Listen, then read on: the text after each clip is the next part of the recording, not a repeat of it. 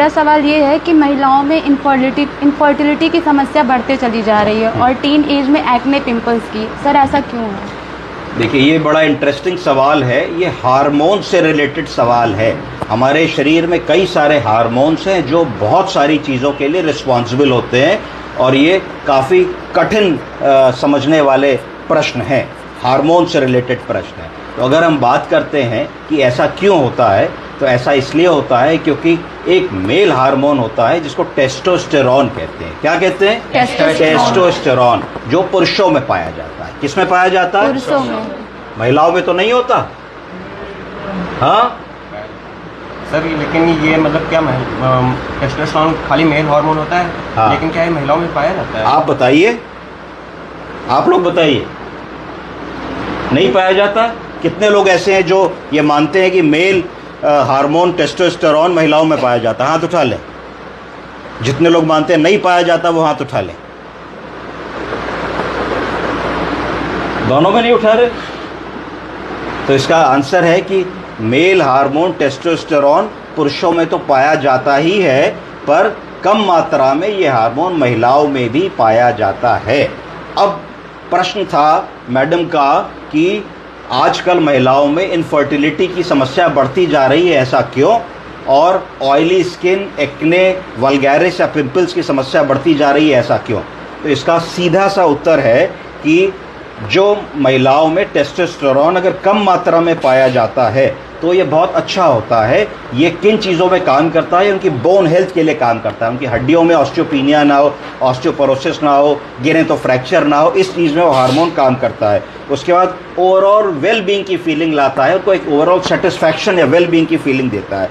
उसके बाद उनको जो है ये जो हार्मोन है ये उनकी ओवरीज में बनता है और एड्रिनल ग्लैंड्स में बनता है। पुरुषों में ये हार्मोन कहाँ बनता है? टेस्टिकल्स में बनता है। महिलाओं में कहाँ बनता है? ओवरी और एड्रिनल ग्लैंड्स के अंदर बढ़ता है। तो ये इस हार्मोन के बारे में हो गया। 5 ऐसे लक्षण जिसमें महिलाओं के अंदर टेस्टोस्टेरोन, जिसको मेल सेक्स हार्मोन कहते हैं, वो बढ़ जाएगा। तो क्या क्या लक्षण हो जाएंगे? पहला, इर्रेगुलर पीरियड्स से शुरू होगा, फिर इनफर्टिलिटी पे आके ख़त्म होगा। यदि किसी को इरेगुलर पीरियड्स रह रहे हैं और कंसीव करने में दिक्कत हो रही है, एक संभावना टेस्टोस्टेरोन हार्मोन बढ़ जाने की वजह से भी हो सकती है। दूसरा कारण, स्किन ऑयली होने लगेगी, बार बार स्किन से ऐसा लगेगा कुछ ऑयल जैसा पदार्थ निकल रहा है और एक्ने और पिंपल्स की समस्या देखते देखते बढ़ जाएगी। फिर मेल पैटर्न हेयर ग्रोथ होने लगेगा ऑन फेस एंड बॉडी। कई महिलाओं में पुरुषों जैसे कुछ बाल, रोएं ज़्यादा आने लगेंगे। तो यदि ऐसा हो रहा है तो भी हमको देखना पड़ेगा कि कहीं ये टेस्टोस्टेरोन अधिक होने के कारण तो नहीं आ रहा। डीपनिंग ऑफ वॉइस, कई बार देखा जाता है कि महिलाओं में होर्सनेस ऑफ वॉइस आ गई, आवाज़ थोड़ी भारी होने लगी।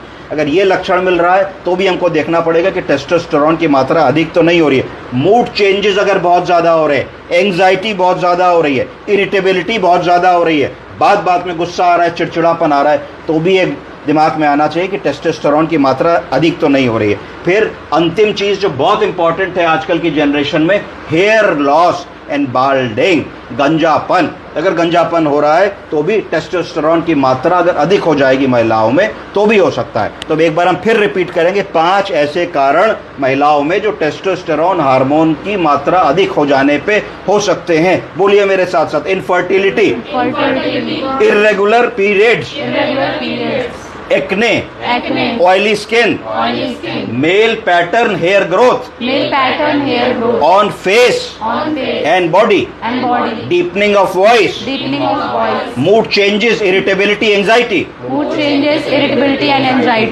Early hair loss and balding. समझ में आया? Yes, sir. ओके।